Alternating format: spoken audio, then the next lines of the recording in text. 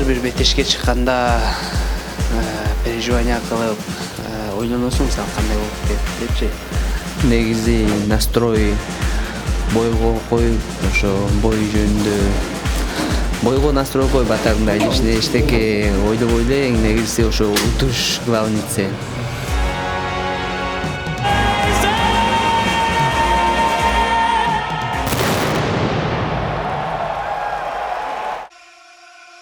RIZIN フェザー級王座海外流出。一度開かれた門戸、もう閉じることはできない。ベルトをかけ激突するのはキルギス対ロシア。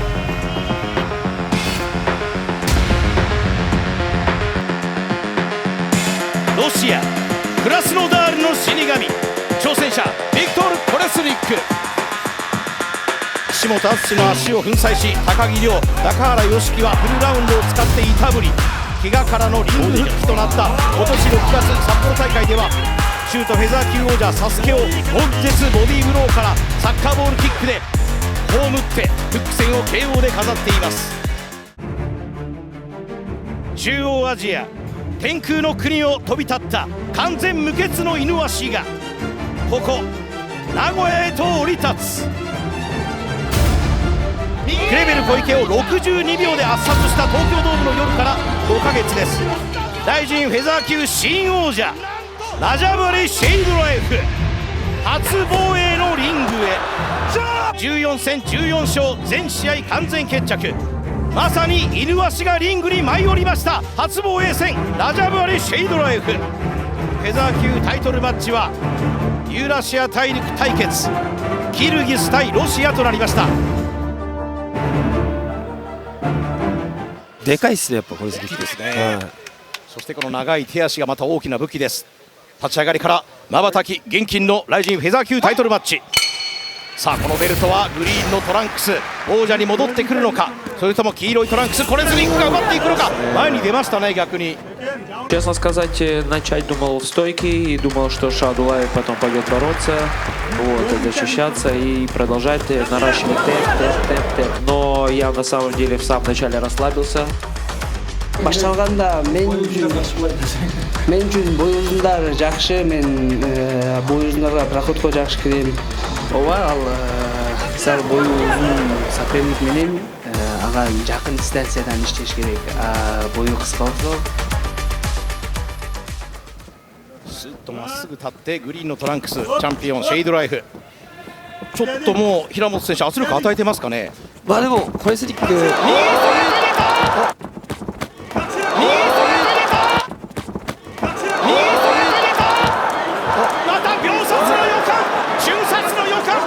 早くも背中を向けたシェイドライフ、左へ転換ができないか。幻想を続く恐るべし瞬殺撃、宙を舞いますキルギスのイヌワシ。いやでも本当前へ出てプレッシャーかけさせずに、まあ本当真っ向からレスリングとボクシングで勝負するしかやっぱ勝てる方法ないなっていうか、やっぱ距離取ってカウンター一発ボンって当てれるかって言ったらこのタイムの選手は無理だと思うんで、やっぱそういう博打みたいな戦い方やっちゃ絶対勝てないなって改めて思うんですね。ケラモフとかみたいなよくいる昔からのロシア系の強いファイターっていうよりかは陣地内のロシア系ファイターっていうか打撃の組み技がもう一体化しすぎてて、まあすげえ強いです。強いな、まあ、彼がジェーブでフェイクでここのオフェンで入ってるかな。まあ同じ私が試合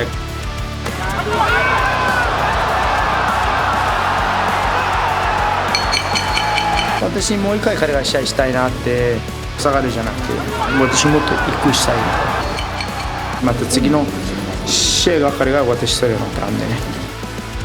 1ラウンド33秒です。33秒で初防衛を成し遂げました。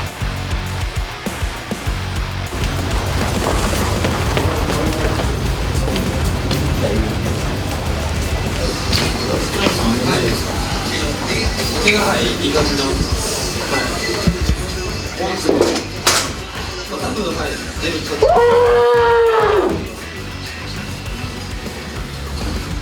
Честно сказать, я хочу сейчас просто проснуться. Ну, это бой, это все бывает. Один удар, опять же, мы говорим, решает все. Огромное, я постараюсь быстро вернуться, помяните мои слова, я еще стану чемпионом Райзена. Konnichiwa, Nagoya. Eng negizgisi, eng birinchiden aytib ketчү нерсе, Япония, Nagoya, менин көрмандарыма силерге чоң рахмат.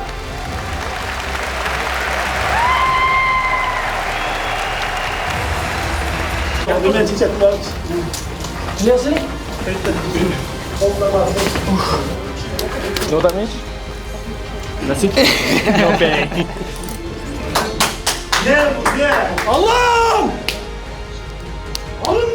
ооба бул биринчи коргодук бир жолу болду. Эми буюрса декабрда ойлойм дагы бир жолу. Айырмасы жок. Эгер үчөөнү берсе, үчөө мен дагы бир күндө мушташам. Эгер белки 70-дегини берсе, 70-деги мен мушташам. いろんな選択肢可能性をしっかり考えて10周年の最後の鳥となる大晦日なんで、それにふさわしいラインナップをですね、サトシにしてもシェイデライフにしても考えていきたいと思ってます。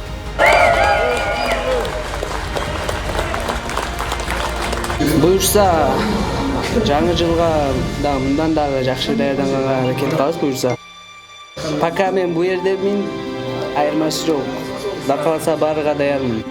ようやくこのフェザー級の落ち着かなかったベルトが主人の腰を見つけたようです。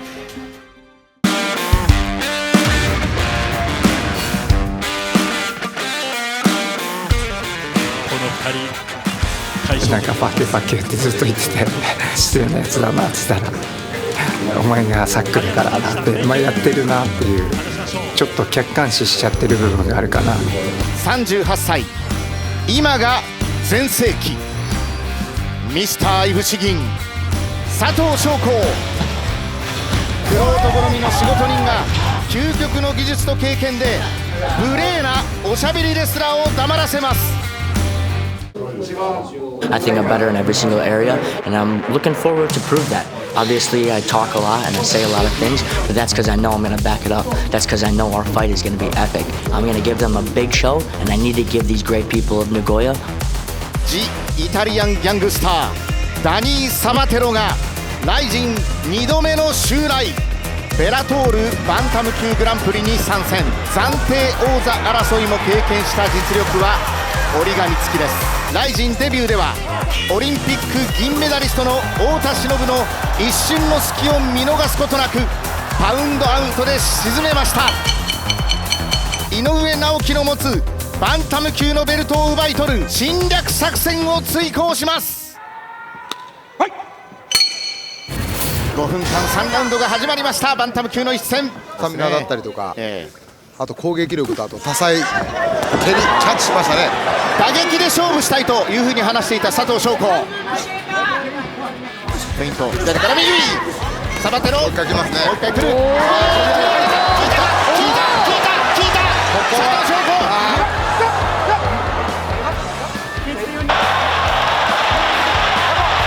子。Really hurt. Sound wobble? Yeah. Like I thought, like, oh no, you get hit again, you're done. Yeah, you know. It's not like, oh, that was terrible. I knew because the crowd went, ooh, and I was like, oh shit, it probably looked bad. めっちゃ入ったしね、サッカー綺麗に揺れてるのも見えてたんで、このままいけばいけるっていうのはあったんですけど、1の終盤ではやっぱ投げられてコントロールまでいかれてたんで、そこに相手は勝機を見出して2ラウンドから作ってきて、打ってきてその後こうやってくるんです。テイクダウンを狙ってくる。これも入れ替えの倒れながらすぐ立つ。 You get banged up in the first round, it turns into a dogfight. すぐ佐藤選手がこうプレッシャーかけてくるんで、サバテロはすごいやりづらいの。両足もタックル、これも足。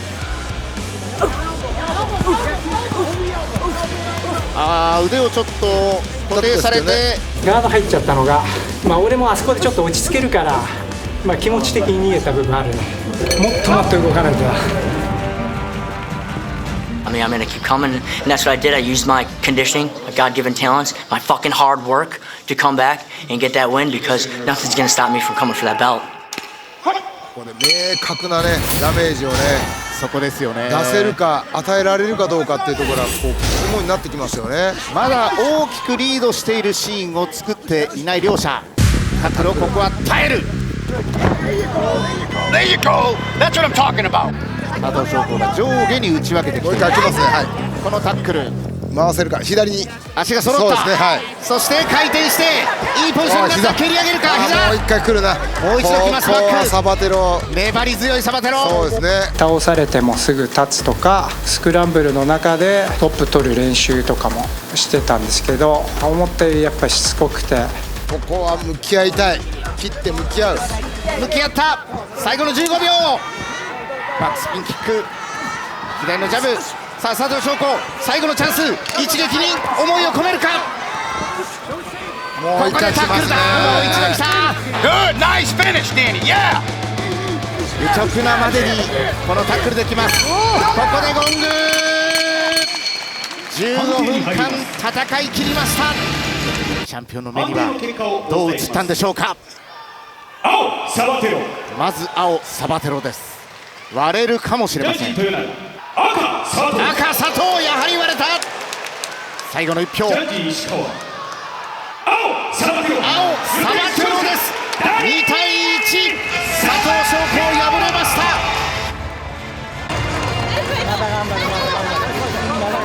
簡単に超えさせたくなかったけど、これでまあ2戦2勝でポンポンいってもうタイトルいくぞみたいなノリになっちゃってるんで、なんか甘くねえぞっていうのを見せたかったですけど、悔しいかなそこは。全く通用しなかったらどうしようかなとか思ったんですけど、それなりに通用っていうか戦えてたし十分、まだまだいける手応えが自分の中であるんでね、まだやっていくつもりなんで、ちょっと見届けてもらえると、まだまだあがくつもりなんで。Savage Shoko Sato, he's a veteran, over 50 fights, he's an animal. But I have my eyes on one motherfucker here. Inoue, you know that's my belt. Nagoya, you guys are amazing, but I need all of you in Santama Arena New Year's Eve when I get my belt from him. He knows I'm better, and I'm gonna smash your face. Inoue Naoki, Kuya Latte, Mato Pen. 最後の日本語、首を洗ってマット系。Way to come back though. Way to battle that. Yeah, fucking no choice. Conditioning. Sato, because I knew how dangerous he was. I knew I had to get in that crazy mindset in there to go be a savage. You know, if I went in there soft and lackadaisical and very friends with him, maybe I wouldn't have gotten tough and fought back. And I'm next. I got Inoue next, and I'm gonna bash his face. It's gonna be the best Rising event in history, and I am not leaving Japan New Year's Eve until I have that fucking belt. Are you happy? Very. Okay, show me. 1, 2, 3. Okay, thank you so much. Thank you.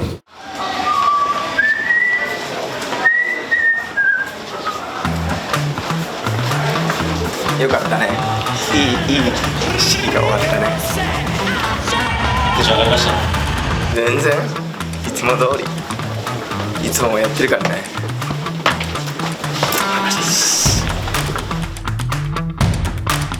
負けては勝って勝っては負けてという総合格闘技人生。しかし男は自身と向き合い、ただひたすら強くなるためだけに毎日を過ごしてきました。今夜男はストライキング特化型のナマズから MMA の竜となる芦澤龍星。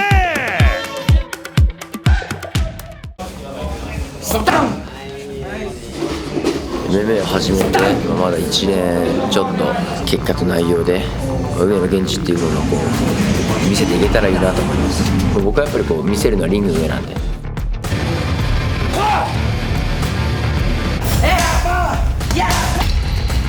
ことあるごとにかっこいい路線を押し付けてくる。2枚目だったと思うんでしょうね。はい。許さないで。そこの感覚めちゃくちゃずれてるな。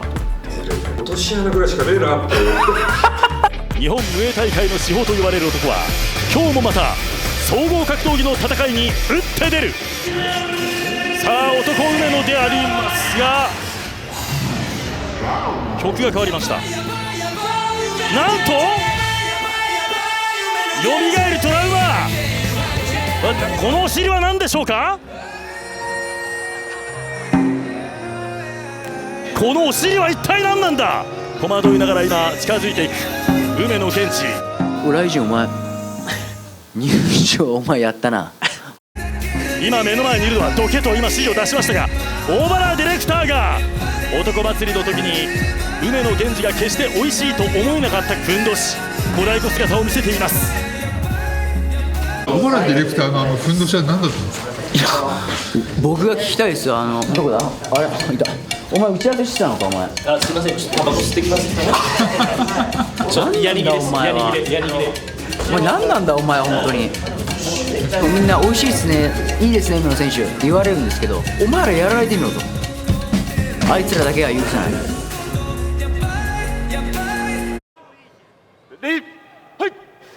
まずは第1ラウンドになります。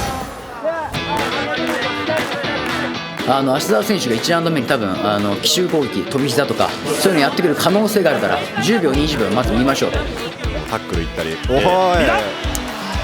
ボディの蹴り、膝、そしてラッシュをかけていきます。芦澤にしておっと右を返して、もう普通に、もう喧嘩じゃんって、しょっぱな喧嘩してきたんであれとか。さらに打ち合いになっていくパンチの交換、膝首相撲から左膝、そしてそんで距離が近くなったところにもう組んでいきましょう。組んで首相撲でこかして上取っていきました。しかし上になったのは首の勝負梅野、そこからこう決めに行くっていうタイミングを狙っているのがブリッジしていきますがマウントポジション、しかし返した、ただ足かかす、これ三角じゃ三角だ、梅野源氏が三角だ。もう1ラウンドで三角落ちそうになったっすね。マジ落ちそうになった。落としてみろってなったっすね、途中で落としてみって。顔抜くか、頭抜くか、抜くか、抜いた。さあそして猪木あり状態から離れました芦澤流星。演技だから。はい、ブレイタイ演技だ。そして右だ。聞いた。おっとちょっと足元が。芦澤流星、ワンツー右のストレート左ック。この攻め続けることができる芦澤選手。左ック、そしてサッカーボールキックだ。踏みつけていった。多分いや踏みつけだと思いますね。踏みつけで多分一発当たって切れて腫れたと思うんですけど、そう逆にだから芦澤選手の方がこのボドダーティーな MMA してきたっすね。顎を俺の目の中入れてきたっすね。でもだからキックしましてもと思ってミドルキック、そして首相撲から膝左ックだ。芦澤が左コート足で飛ばして梅野源氏です。3対0の判定。梅野源氏が MMA デビューから連勝。やってもうたおかしかったな。いやマジか、マジか。なるようになるだけだから結果を受け止めるし、もう一回やるだけっす。まあ気持ちは折れてないっす。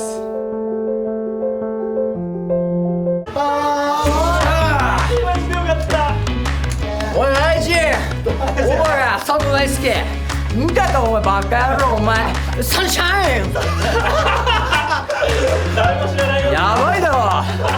とにかくまあ今は目の前に課されたこう対戦相手課題っていうかそういうのを一つ一つぶっ飛ばしていっていけるところまでやれるところまでやってやろうっていうそういう気持ちです。本当に俺1ラウンドで今回負けを認めてるんですよ。俺落ちてたんです。目開いてないです。あっても芦澤選手がもうこうやってこうやってるから怖いと思って。今本当に右目しか見えない状況ですよ。ちょっと視界塞がっちゃってやばいですね。なんで笑ってんの。いやバカにしてんの。バカにはしてないです。ムエタイのレジェンドですよ。忘れてました、ごめんなさい。そして小原ディレクターと喜びの抱擁を交わしました梅野源氏です。 YouTube 上でいがみ合っている両者でありますがようやく心を通わせることができました。もともと一緒にパンクラスに出てて過大評価されすぎじゃねっていう現フェザー級キングオブパンクラシストリアキクサ高木亮をついに捕まえました。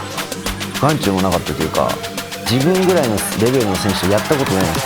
長きにわたり挑発してきたあの男に今夜叩き込むか流星の拳高木亮。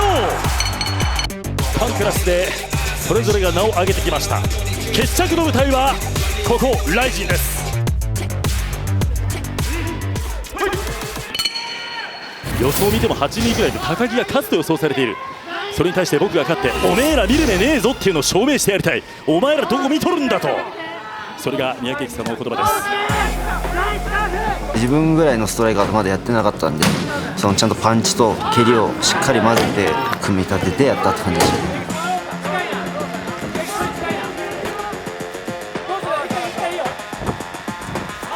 後ろに崩していきました。テイクダウン。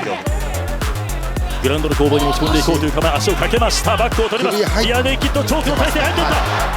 いつも通り練習でやってたことをやろうとしたんですけど、腕は入ってたんですけど足が入りきれてなくて、足からちゃんと組んでいくべきでしたね。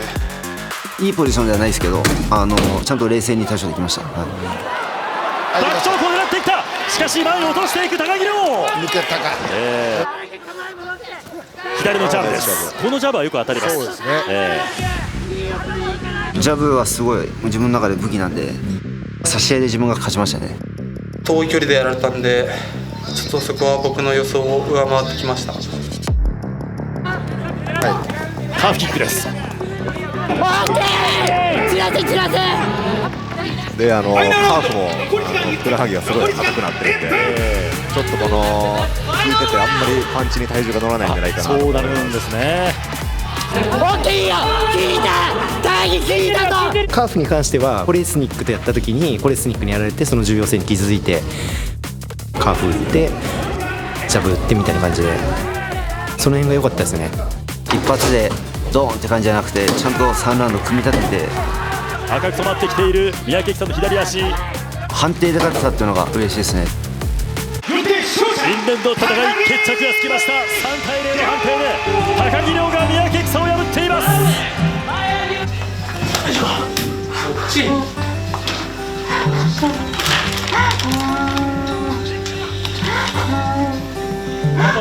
もう何やってんの本当に。試合も高木も舐めちゃってて、まあでも実力ですね。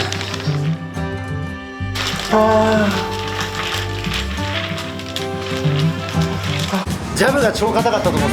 やばかったと思う。今回三宅選手っていう強い相手を倒せたんで、大晦日出たいですね。もっと強くなってもっとアピールしたいんで出させてください。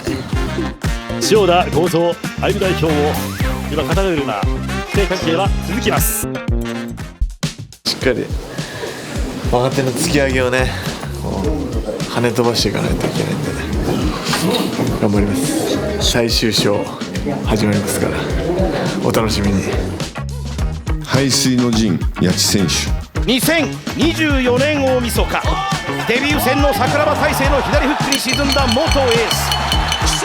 このリングで歓喜も絶望も味わってきました谷地祐介。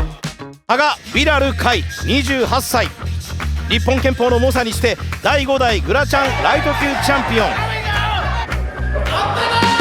羽賀ビラル海の本当の実力も分かりません。まさに今回も門番査定人としてこのリングに上がることになる谷地祐介。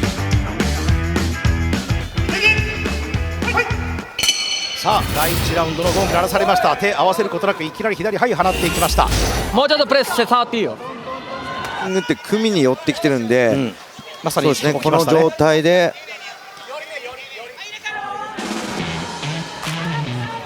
組んだ感じは思ったよりも、力強くてやりづらさみたいな最初あって、叩き切った。綺麗に回しました。豪快に投げられちゃったなという、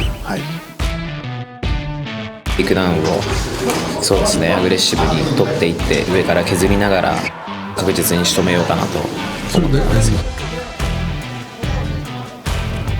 背中が起き始めた。その形にはまらなかった、ちょっと悔しいかな。立ったのが谷地。谷地が膝でいい。膝うまく作れないんで。来た、体合わせて4つとかで倒して相手が嫌がって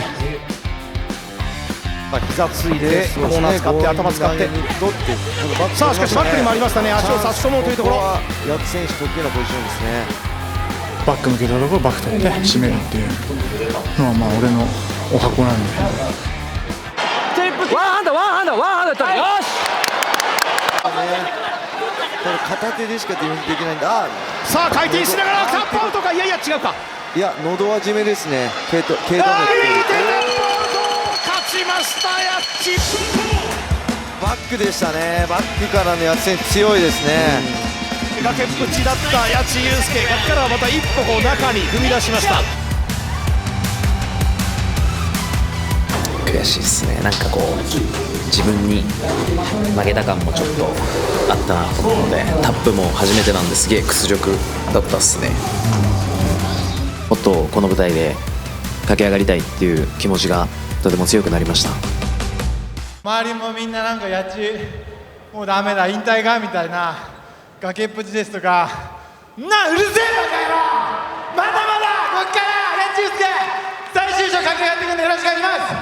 ありがとうございました。ごめんなさいごめんなさいごめんなさい。ありがとうギリギリセーフかな。決めれたからよかったね。本当に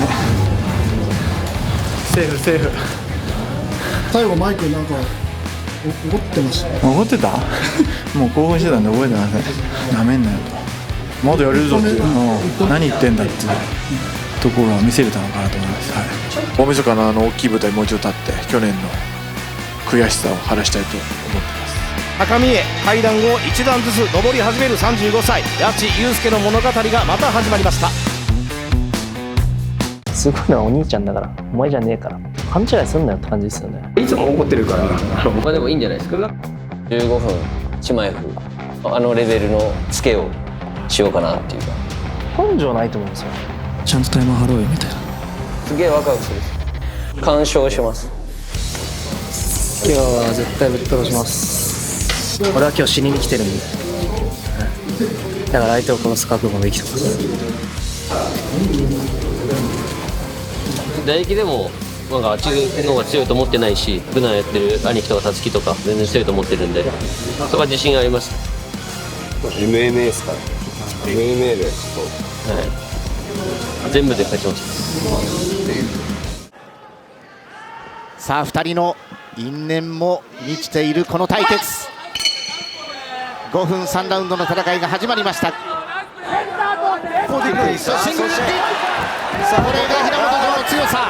立ち技だけではありません。ここからは突き切るスピードがあります。1ラウンド目にタックルこさせてしのいで 2-3 で作っていくみたいなプランだったんですけど、やっぱ1ラウンド目のタックルが僕の想定よりもうまかったんで取られたっすね。しっかり怖かったっす。ここもただ上の足を外したい。4の字は添えたくないですよね。4の字になりました。あとはバックからのチョークも待っている平本城。まだグラウンドまでは持っていきませんが首を顎でなんとか富澤大地。もう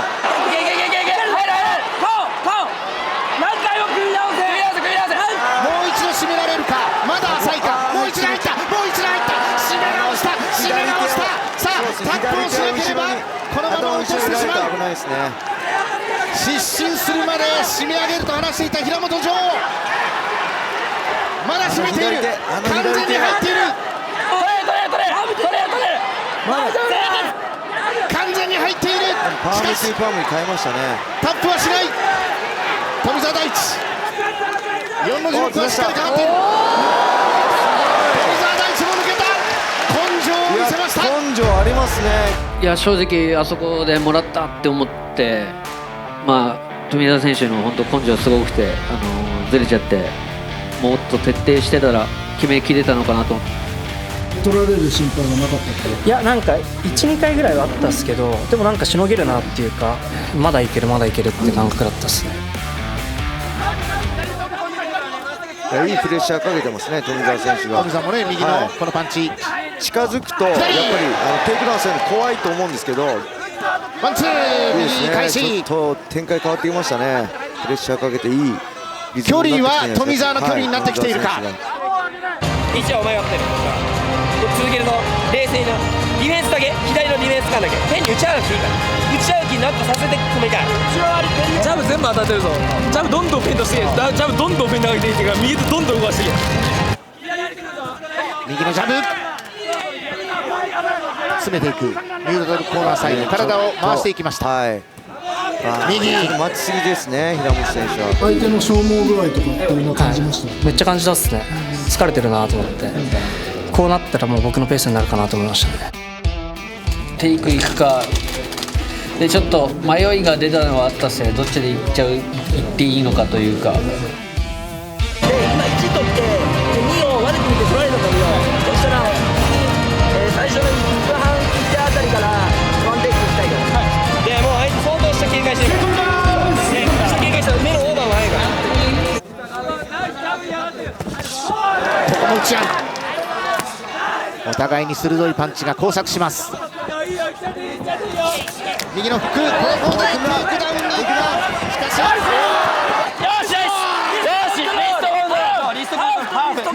リストコントロール。おマウントにされた平本城、あしかしあれはもう想定しましたね。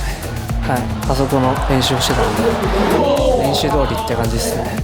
一発もらったあたりっていうのは、いやそれは効かなかったです。バランス崩しただけだったんで効いたパンチは1個もなかったんですけど、ただ自分のその印象悪いところが出たなっていうか。今チャンスですね。今まとめたい。少し動きが止まったか平本城、お互いにやってやろうじゃないか。ここからタイマン勝負。平本選手も引きませんね、いいですね。バックブロー、足止めんでしょ。ジャンプジャンプ、お互い違う。富澤の左、この戦いを何か楽しんでいる表情にも見えます富澤。待てろじゃあ今だよ今、待てろテイクもあるってことだよ。右のジャブ大きく枠、お互いこれも相打ち、左富澤、右今度は平本。いやめっちゃ印象変わりましたね。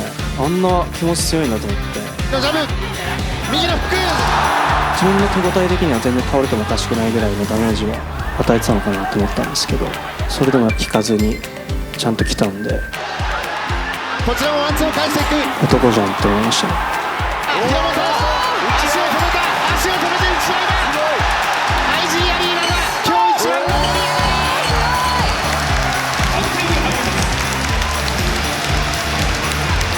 大きな拍手で2人の健闘をたたえました IG アリーナ。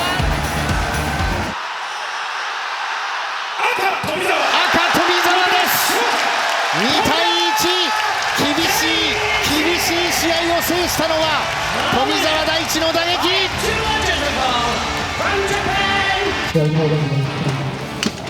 自分の弱さが出たし、いや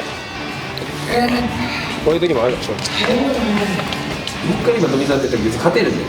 選択ミスがあっただけで、ジャッジの時は2-1だし負けたわけじゃない。本当選択ミスだからもう修正すればいいだけなの。練習はお前めちゃくちゃ頑張ってきたから、それは否定することじゃなくて胸張ったわけ。ただチョイスいやここからだよ。ここから別に負けてないよ。小沢ちゃん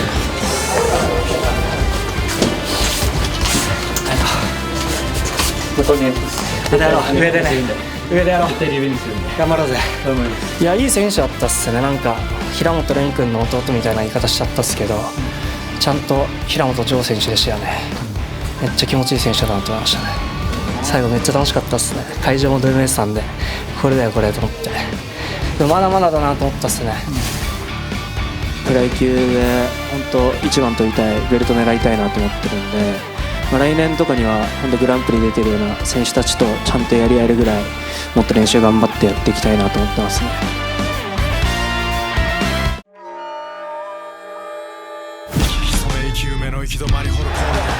遊んじゃうぞ。いつまで怒ってんだよてめえ。さあこプロ的になっちゃうんじゃないですかね。リスペクトがないガキやなと思ってて。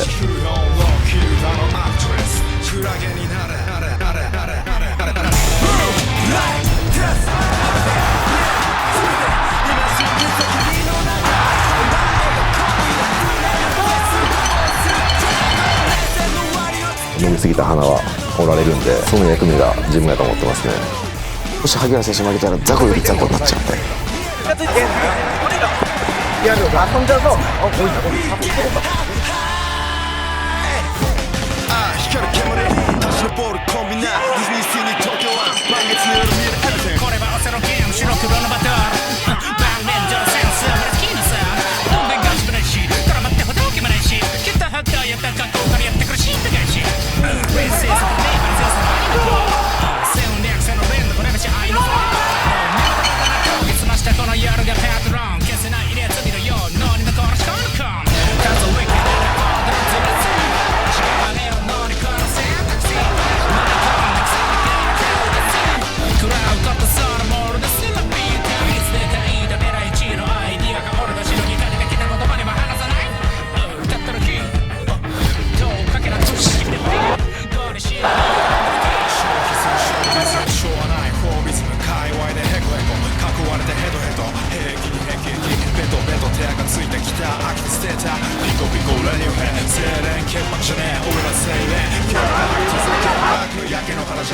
神戸はご飯もめちゃめちゃ美味しいですし、街並みも綺麗なので神戸まで足を運んで応援の方お願いいたします。